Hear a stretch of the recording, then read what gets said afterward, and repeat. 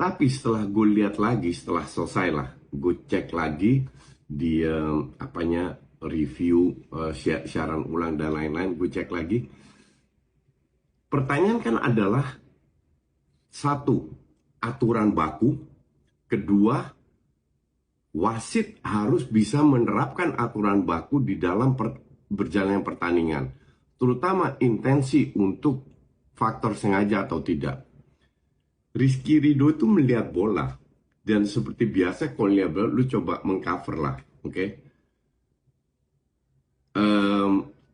Si pemain Qatar ini itu ada di bawah. Kalau seandainya dia di belakang, dia melakukan begini atau mukul, merah, gue paham. Tapi dia ke bawah, memang ada gerakan mukul dan jelas kena mukanya. Tapi Rizky Ridho nggak bisa lihat kalau dia, setahu gue dia nggak bisa lihat kalau dia di bawah truk. Mungkin dia merasakannya. Jadi untuk gue ini terlalu kejam untuk diberikan kartu merah. Penalti. Ya karena gue tidak melihat ini ada unsur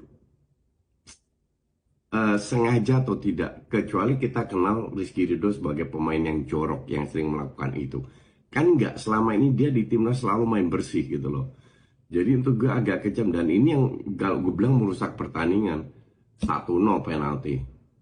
Gak ada masalah. 1-0 kalau gue bilang karena katroknya Qatar ini gak ada masalah. Masuk babak kedua tinggal berapa pemain ditampol-tampolin, main lebih kalem lagi, fokus ke passing-passingnya. Gak lama di babak Ivan Jenner dapat kartu kuning. Nah ini tai ini, bener-bener ini sampah. Dia itu udah lompat, mungkin karena dia nggak lompatnya bener-bener lompat, cuman ngangkat kakinya biar nggak kena. Aduh, mungkin keserempet dikit dikasih kuning lagi loh. Ampun dah, bener-bener. Ini yang bikin Sintayong juga marah besar, dan gue paham kenapa Sintayong marah besar sampai Sintayong dapat kartu kuning loh. Karena wasit ini bener-bener ngerusak pertandingan. Pertama dari satu penalti, di mana ya gue bilang pemainnya ada di bawah dan dia melakukan gerakan kayak gini, bisa kasih penalti. Untuk gue agak kejam. Terus kartu kuningnya ya tambah gue bertanya, ini wasit netral nggak ya? Tahu sendirilah Qatar main tuan rumah seperti apa. Justru setelah 10 pemain, kita itu lebih bisa mengontrol pertandingan. Dalam arti berkali-kali kita melakukan serangan, menunjukkan betapa katroknya Qatar ini. Gak lama free kick. Free kick ini gue jadi bingung, Hernando. Ini gue kasih contoh ya. Ini contoh aja, ini gawang. Oke? Ini gawang. Ini gawang dari samping lah, biar kalian bisa lihat.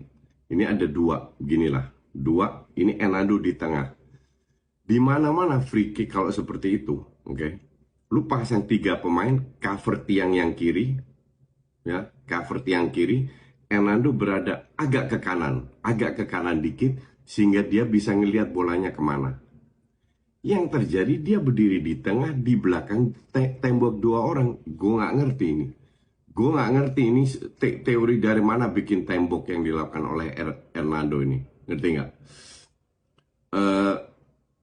Yang jelas, yang udah pasti sih, dia terlalu jauh. Dan ini kiper kan nggak cepet-cepet amat. Dia terlalu jauh sehingga bolanya kena tiang masuk ke dalam. Kalau seandainya, ya, kalau gue bilang seandainya dia bikin 3 orang untuk cover 1 tiang, dia berada agak ke kanan, dia cover tiang satunya, itu nggak terjadi gol.